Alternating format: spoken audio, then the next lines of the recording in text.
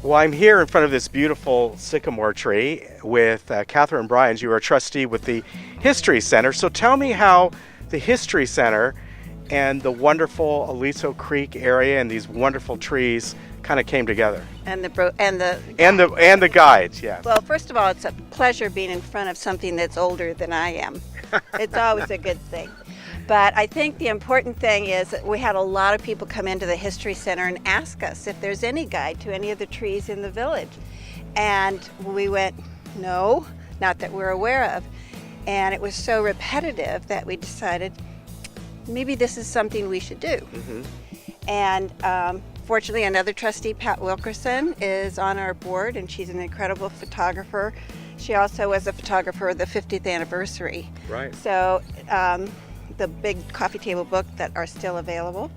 And so working with Jean, they identified the trees and came out here. They did all the walking, all the research, put it together. Pat put together prototypes, and then it was my job to go out and find some funding. So I spoke with then manager Lori Moss prior to her departure, and I said, this is what we're doing. Can you introduce me to some businesses that might be available to pay for the printing? History Center is a nonprofit organization, and we're independent of the Golden Rain Foundation or VMSI. And she looked at me and she said, we're going to do it. And I went, all right, there's going to be 3 sets. This is Aliso Creek. The next one coming out is Friendship Walk, which is closer to the History Center. And the third is going to be on the Serpentine Walk. So we are delighted as an organization within this community to be able to provide this information to the residents. That's what we do, and here it is.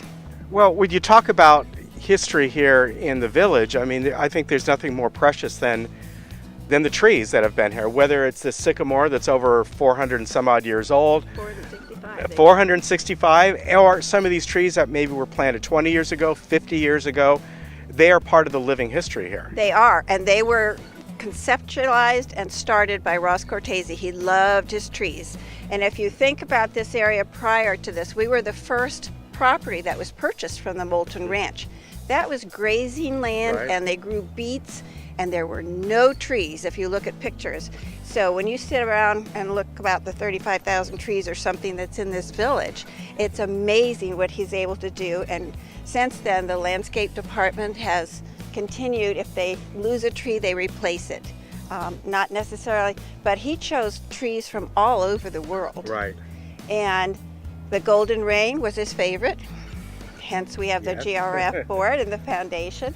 So it started at the beginning with him, with a vision for this community to be tree lined so people could walk and recreate and do that. And he really pulled it all together for us. Yeah, and like you mentioned, this was one time just grazing land. People go up the freeway a little, they can still see some of the chaparral, and that's what it looked like. Yeah. It's like the old days when I was driving from Pasadena, I could see the Matterhorn at Disneyland. That's not happening anymore. There's too much growing around it.